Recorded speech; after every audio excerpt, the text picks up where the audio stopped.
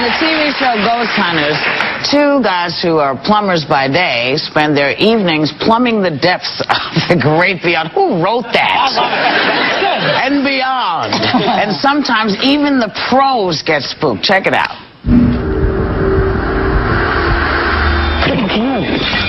Film in this room right here.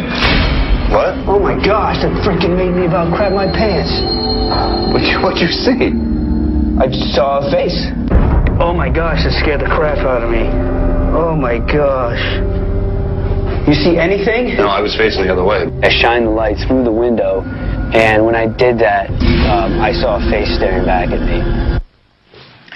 Please welcome my friends Jason Hawes and Grant Wilson, the Ghost Hunters.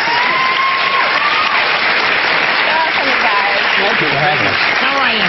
So really, everybody wants to know how is it possible that two plumbers, just sort of plumbing stuff, become ghost hunters? Well, actually, it happened long before that. We started TAPS back in 1990, which stands for the Atlantic Paranormal Society.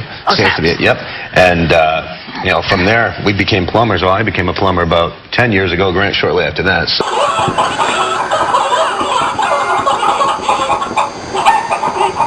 because a lot of people are very quick to jump to the paranormal realm when they hear a noise or whatever in their house, and having plumbing experience or electrical experience will help you debunk that. That's what we mainly go about doing.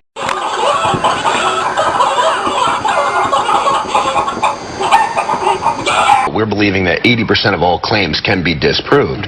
So we're going in and we're trying to really look for the explanation. And we've dealt with everything from pipes banging in the walls, pipes heating up the floor, making it sound like footsteps through a house, overactive imaginations, everything.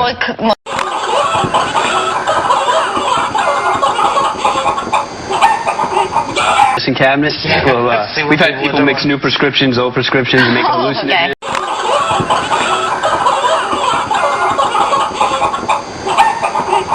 And didn't realize it and thought she was getting haunted. I remember that one.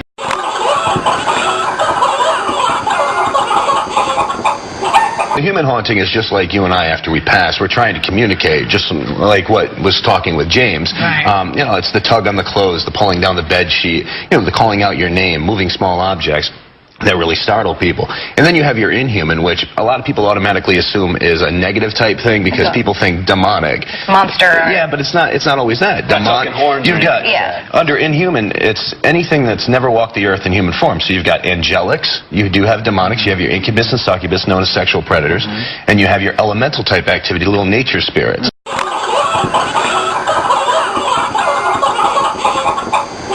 I'm sorry, I've been doing it so long. Your incubus and your succubus, which have been spoken about since way back in Roman times. They're the sexual predators. Those are usually very rare. I mean, what you encounter most often are just people who had lives and families and jobs, aspirations that are now dead.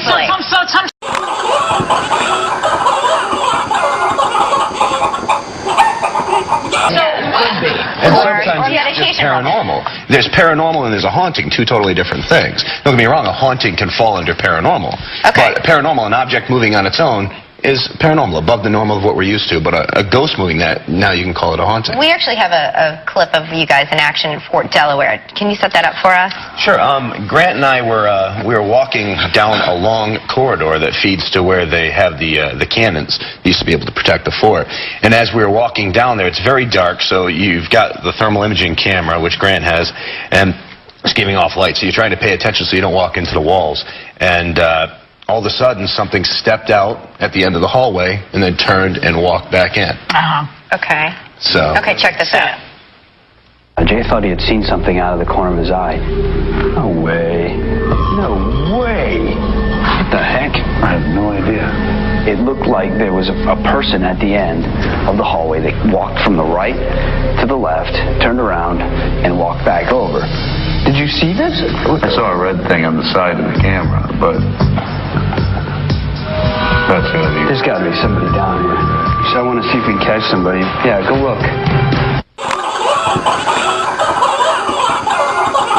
It all depends on when the claims of activity are mainly heard. Most reports of paranormal activity are between the hours of 8 p.m. and 4 a.m. Is it just because people are more afraid because it's dark? Well, that's when they're home. That's when they're home from their day jobs. They're settling in. It's also when amateur paranormal investigators have free time. I mean, you got to work there. Oh, go ahead. So, Scary. My wife was giving birth, maybe. Yeah. I got 5 kids, so that could be going You have home 5 sometime. kids. Yeah, I got 5 kids. So, you know, honestly, I don't look at places as scary. The scariest things we've dealt with have to be the homeowners. Oh, yeah. Because you never know whose house you're walking into. We've walked into... Exactly.